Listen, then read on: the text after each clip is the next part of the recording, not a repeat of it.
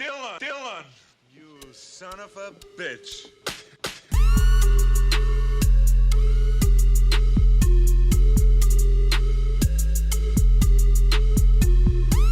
Yo, what's going on, guys? It's Dylan, and I'm back with another comic book review. Now today, I want to talk about the one and only Venom issue 22, aka Venom Island Part 2. I thought this issue was pretty damn cool. Pretty quick read for the most part, but it seems like a lot of Donny Cates's best books are always quick reads. I thought the artwork was absolutely fantastic in this. It was a big step up from Venom Island Part 1. Obviously, we got Donny Cates writing this, Mark Bagley doing the pencils, Andy Owens doing the inks, and Frank Martin and Erica Arcenia doing the color artists. Mark Bagley, Andy Owens, and Jason Keith doing the cover artists, which I thought this one was pretty cool. Straight up, man, I think that this book was like, how would I say this? I guess like Predator and Rambo mixed, like, within the jungle, and Eddie goes straight Rambo on these dudes, or on the symbiotes. But it starts off where we left off, and he's crash landed on the island.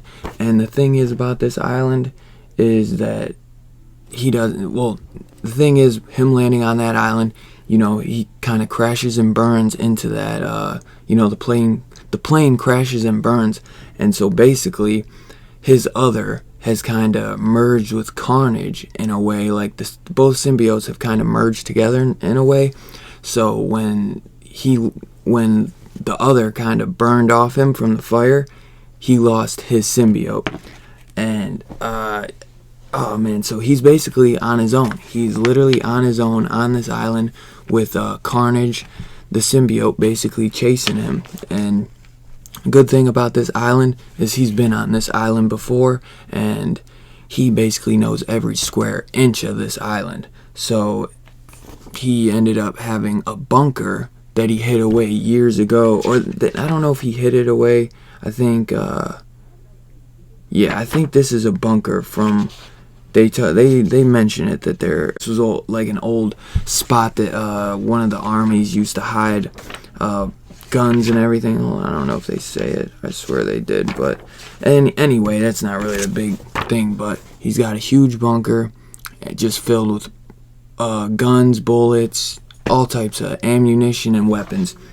Thing is, none of those will really do anything to Carnage. So he uses what he knows will work, like bombs, a flamethrower, all that type of cool stuff.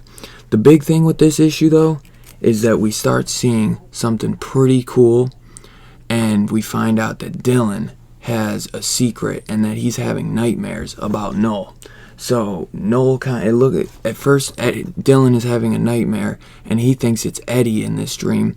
Quickly to find out that when he gets grabbed by it on his arm, it's Null, and he's like, you kept it, didn't you? You kept it. You're keeping it trapped in a cage, Dylan. He's like, what are you hiding from me? Show me. Like show it to me. And Dylan quickly screams no, like, stop it, let me go. And he ends up actually pulling so hard he rips Null's arm off. But, he's basically, a symbiote, so what is that really? But when he does rip his arm off, the symbiote attaches to himself. So the question still is, like, what really is Dylan? I mean, I guess he's some type of symbiote, but it's like, I think this is the first time we see Mark Bagley do some Null artwork, which was cool, and he just, in his sinister ass look, he goes, show me, and Dylan wakes up in a nightmare, or wakes up from his nightmare screaming, no, and Normie is like, what? He's like, who the hell is the Black King? And he's like, Dylan goes like, what? He's like, you kept saying it in your dream. He's like, I don't know, Normie. I don't know.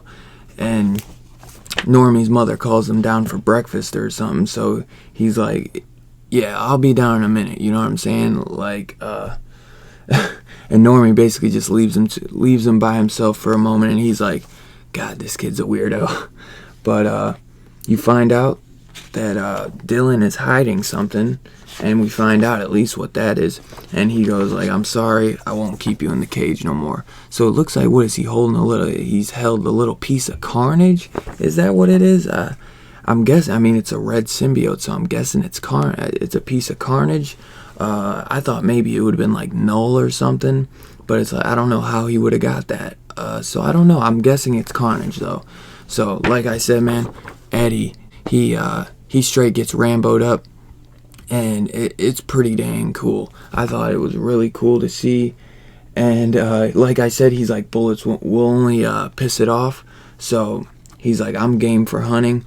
But yeah, the island was bombed to hell. All resulting mass evacuation left lots of it military surplus behind. See, that's what I thought. Most of it's unusual guns and old and rusted ammo that's past its prime. That's fine for me.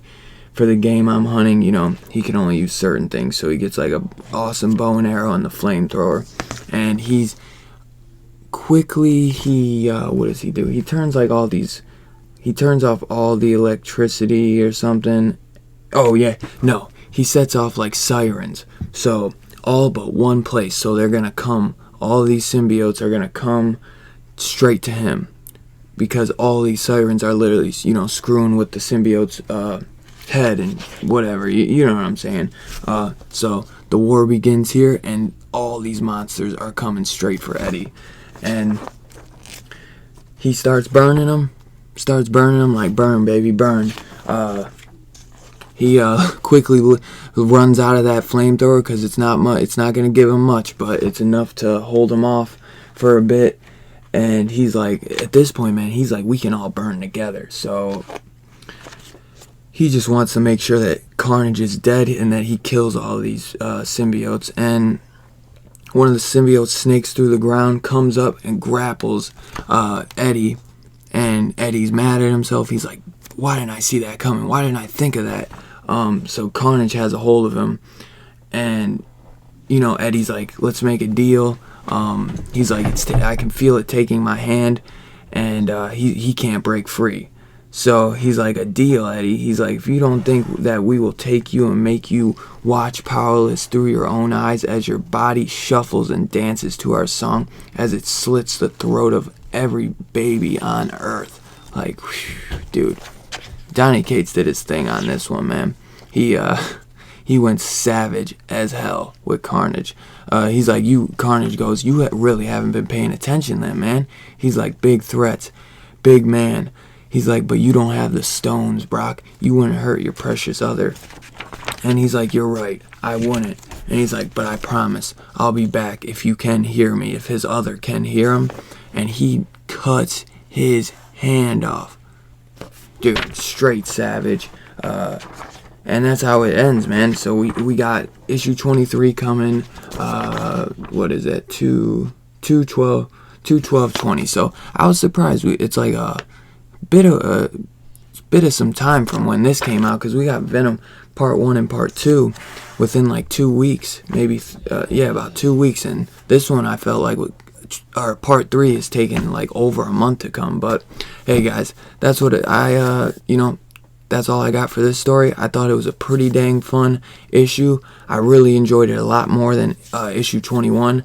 But I've just been enjoying this whole run, period. So I really thought Mark Bagley came into his own on this issue, showed off some of his skills. But yeah, I'm still missing Stegman. But yeah, we'll get him back one of these days. But let me know what you guys thought of this book down below.